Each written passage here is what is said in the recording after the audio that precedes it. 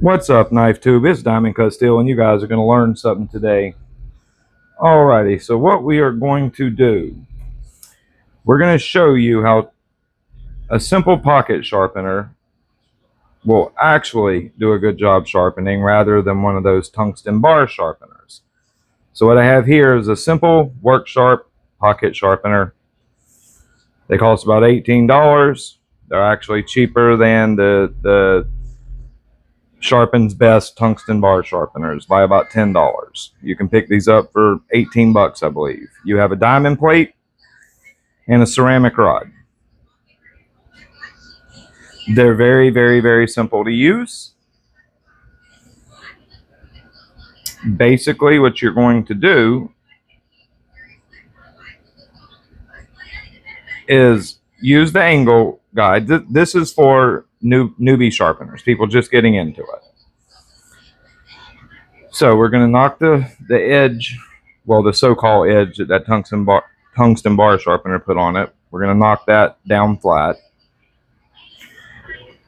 And now we're going to show you how to use one of these sharpeners that actually will do a good job for you. All you're going to do is line the flat of the knife up with the angle guide. That's going to set you at a 20-degree angle. Now you're going to make passes. If you have a little more experience, you're going to make passes like this where you can go forward and back if you already know how to hold your angle a little bit. People just getting into it may have a hard time doing that, so we're not going to sharpen that way. We're going to do it by using the angle guide each pass. That's what you should do when you're just learning. Now, you're going to simply make passes just like this, stopping at the tip. You don't want to drag the tip off the stone. That's a good way to round your tip over. So you're going to make passes like this, lining it up with that angle guide each time until you have a full length of burr. Right here, I have a burr most of the way, but missing a little bit at the back.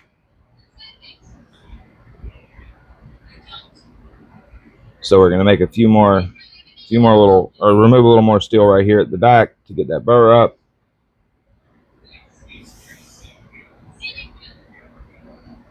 Use the angle guide to make sure you're holding that angle. Now we have a full burr. We're going to do exactly the same thing on the other side. Careful to not drag the tip off the stone.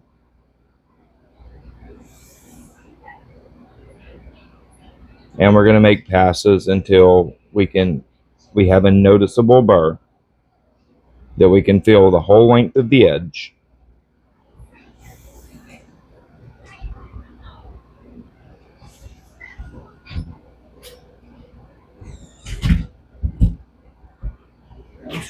And now we're going to check and see if we have a burr.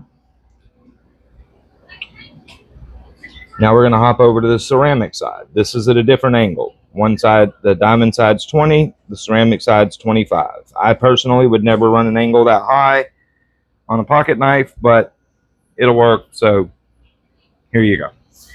You're going to do exactly the same thing.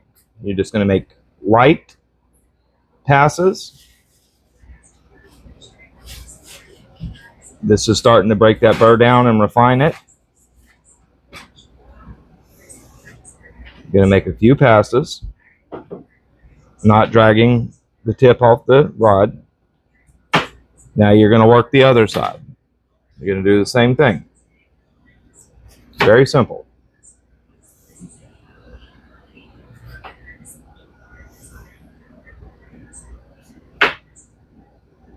Now we're going to make a few alternating passes. That's just weakening that burr and breaking it loose.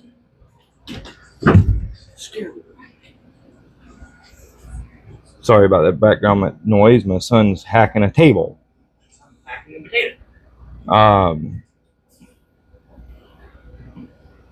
Anyhow, this is a voiceover.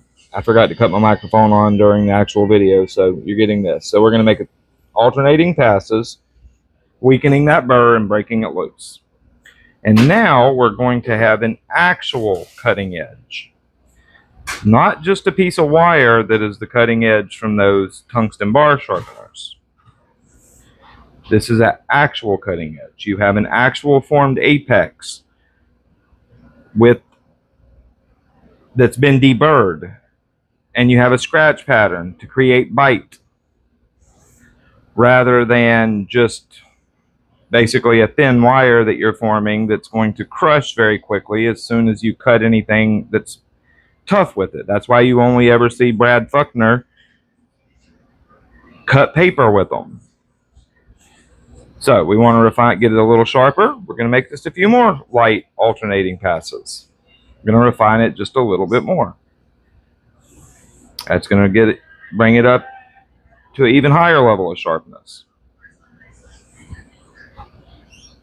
Now you have a nice defined scratch pattern, so you're going to have really good bite. You're not going to have a slick edge. And now we have an edge that is literally push cutting sharp.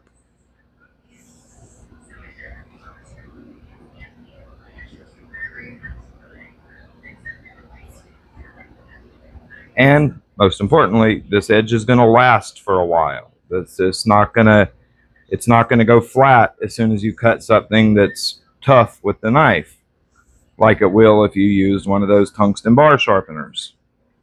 Because again, with those, all you're doing is creating a wire, and as soon as you cut anything that's more than paper, pretty much, you're going to flatten that wire, and that's it. The edges, it's dull again.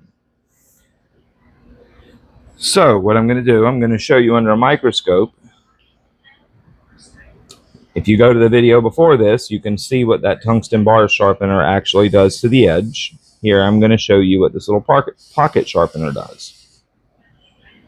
As you can see, you've created a nice consistent scratch pattern. Now, remember, I did use that tungsten bar sharpener on this knife, so some of the inconsistencies you're seeing in the bevel are from that. It's going to take a few sharpenings to get that out. You can see where I'm pointing. You can see where that's cut more metal away. That's going to be, I'm going to have to remove that and get this. That's going to be quite a bit of steel removed in order to get back a nice consistent edge.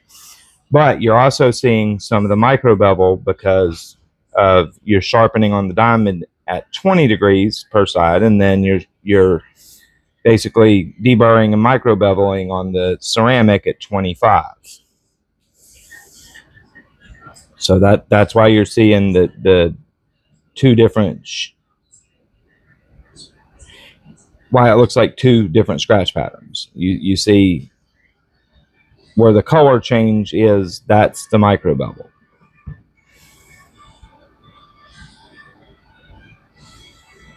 But we've created an actual cutting edge with a nice tooth pattern that's going to contribute to the bite, keep that edge cutting well, and it's not going to fail on you as soon as you start to cut anything.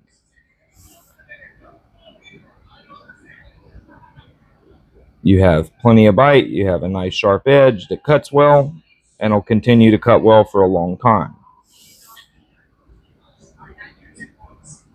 These tungsten bar sharpeners, please don't ever use them on any decent knives. They're really detrimental to your knife's performance. Just stay away from them. Y'all have a good one.